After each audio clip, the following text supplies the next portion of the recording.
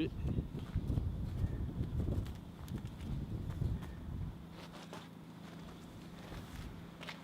Bonjour.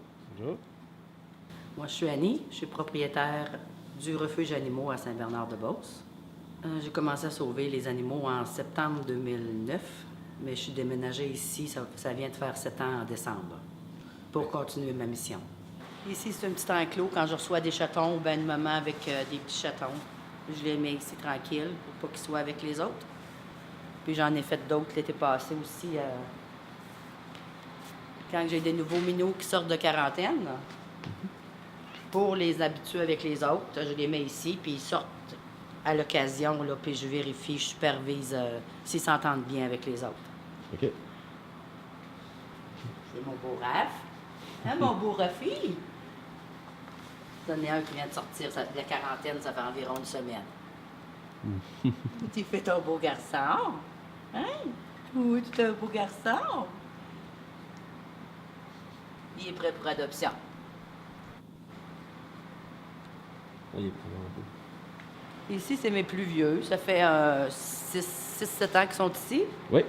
Puis vous voyez les petits carrés verts en arrière, c'est des petites trappes.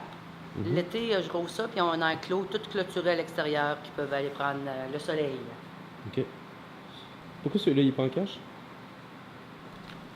Parce qu'elle est nouvelle, puis elle est comme plus pour adoption. Là. Eux autres, vu qu'ils sont plus vieux, ils peuvent rester au refuge. Là, ça prend quelqu'un de vraiment patient pour leur donner une chance rendu à 6-7 ans. Là. Ouais, c'est sûr. C'est ma mimienne. Hein? Qu'est-ce qui vous a poussé en fait à faire cette mission-là, justement? J'ai commencé à... Ben, ça, avant, j'avais une garderie d'enfants. Puis quand j'ai découvert qu'il y avait une fourrière à 10 minutes de chez nous en septembre 2009, il y avait beaucoup d'animaux euthanasiés auparavant. J'ai décidé là, de consacrer ma vie à cette fourrière-là là, pour les sauver de l'euthanasie. Votre mission, dans le fond, un peu aussi, c'est de s'assurer que ces chats-là se fassent adopter par la suite. C'est vraiment... Oui, en premier, il faut qu'ils soient vaccinés, vermifugés. Ensuite, ils sont stérilisés et disponibles pour l'adoption par la suite. Okay. Parlez-nous un peu de comment, en général, vous recevez les animaux ici. Est-ce que c'est des gens qui viennent vous les porter? Est-ce que c'est vous qui les trouvez? Est-ce que vous les recueillez à la fourrière? Oui, c'est plus. Ma mission, la première, c'était de m'occuper de la fourrière. Je priorise toujours la fourrière de mon coin. Ça arrive à l'occasion qu'il y a des petits chatons ou des chats qui sont trouvés, je vais les prendre aussi. Là. Okay. En général, quand quelqu'un se présente ici et voudrait adopter un chat, comment ça fonctionne pour vous, en fait? C'est quoi le processus du refuge, je pense? Souvent, ça va commencer au téléphone ou par Facebook, par Messenger. Je lui demande s'ils ont le droit d'avoir... S'ils sont dans l'appartement, je lui demande s'ils ont le droit d'avoir des chats chez eux. Ensuite, s'ils ont des allergies.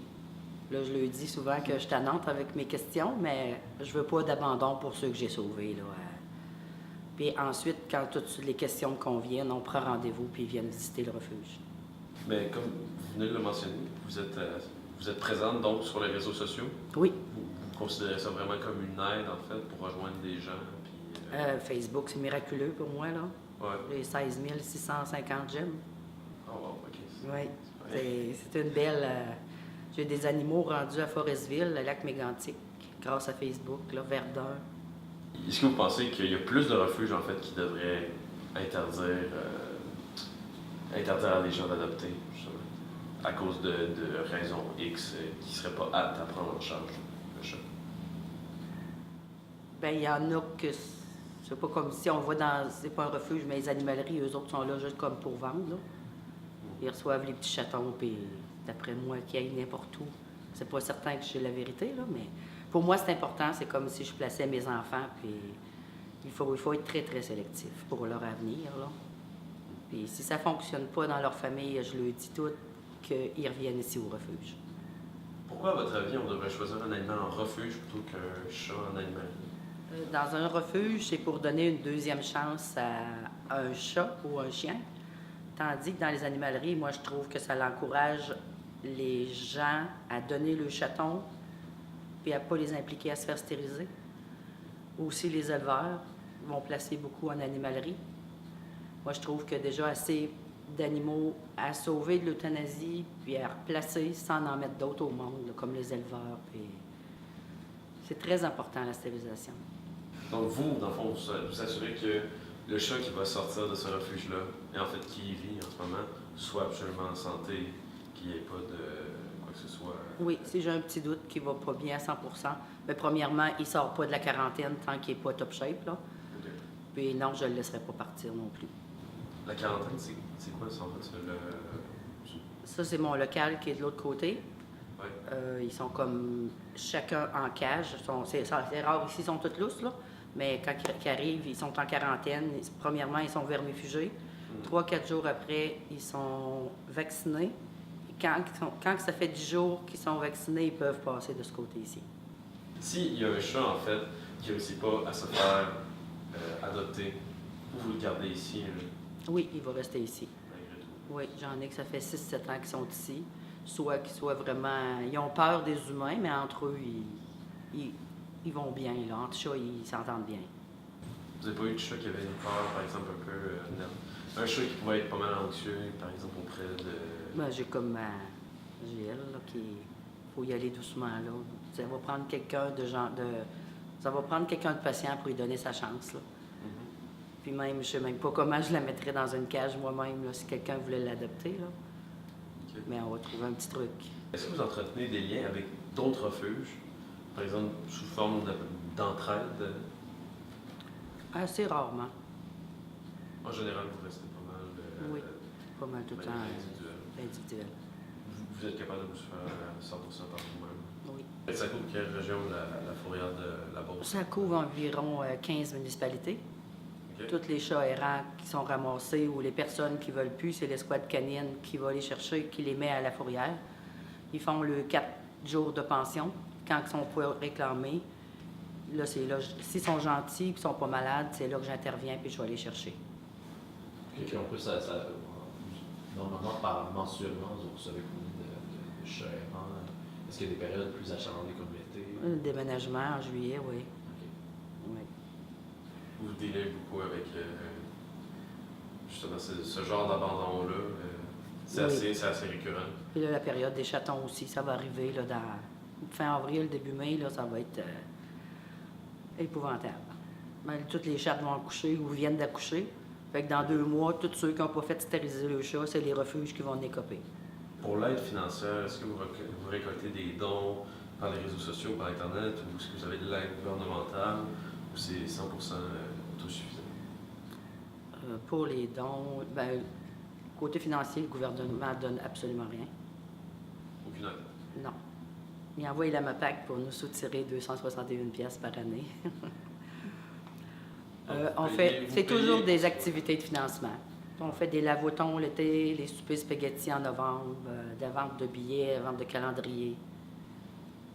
Puis avec Facebook, ça va très bien, comme je disais tantôt. Là, le monde. Une chance qu'il y a Facebook, parce que je pense que toute seule, j'y arriverai pas. Là. C'est vraiment votre outil principal Oui, de communication. oui. Qu'est-ce que des personnes comme nous, on pourrait faire pour améliorer la situation des refuges, en fait? Est-ce qu'il y a quelque chose que nous, on pourrait faire, par exemple, peut-être au-delà des donations? C'est par exemple une nouvelle manière de voir les refuges, une nouvelle manière de penser ce qu'ils font? De nous référer pour des adoptions, c'est déjà beaucoup. Ouais. Vous avez, dans le fond, les gens qui se tournent vraiment vers les animaleries, c'est pas... Ben non, c'est comme je disais tantôt, c'est d'encourager ceux qui ne font pas stériliser le chat. Ou les animaleries, s'ils les plaçaient déjà stérilisés. Parce qu'une animalerie, c'est le fun. Tu passes un dimanche après-midi, là, avec ton petit enfant. Papa, papa, papa, je le veux, il est beau. C'est des coups de tête, moi, je pense. Puis là, ensuite, ben, ils n'ont pas de budget. La chatte ou le chat, il se met à miauler parce qu'il est en chaleur. Puis là, ben là, ça coûte bien trop cher. Les vétérinaires ils chargent 60$ pour un vaccin plus la consultation. Puis la stérilisation à 150-200$ pour une femelle. Fait que, s'ils ont déjà des enfants, puis ils trouvent pas les moyens de mettre l'argent sur l'animal. Je dis pas que tout le monde est comme ça, mais les coups de foudre d'une animalerie, c'est souvent ça. Tandis que quand quelqu'un arrive dans un refuge, il est déjà tout prêt, il est déjà stérilisé. Là, les gens là, sont prêts à donner 200 pièces pour le faire stériliser, pour le faire dégriffer, ce qui s'en vient de moins en moins légal. Puis ils sont pas capables de donner comme 200, 250 pour un chaton qui est déjà 2 vaccins, vermifugés, puis déjà stérilisé. J'ai reçu des chats ici au refuge, là, dégriffés des 4 pattes, pas stérilisés. Pas fort pour le vétérinaire qui fait ça non plus, là. Est-ce que vous croyez qu'il y a autre chose que des coups de tête qui poussent des gens à aller vers des animaleries plutôt que vers des refuges? Bien, de plus en plus, là, les gens se conscientisent au refuge. C'est beaucoup mieux que... Le monde veut plus adopter qu'acheter maintenant. C'est quoi votre plus grand défi, en fait, en tant que refuge en ce moment? Parler beaucoup de la stérilisation. Ah oui. J'aimerais ça fermer un jour parce qu'il n'y a plus de chats errants, qu'il n'y a plus de chats qui viennent au monde. Mais c'est pas pour demain, je vais finir mon année encore. Puis encore bien des années.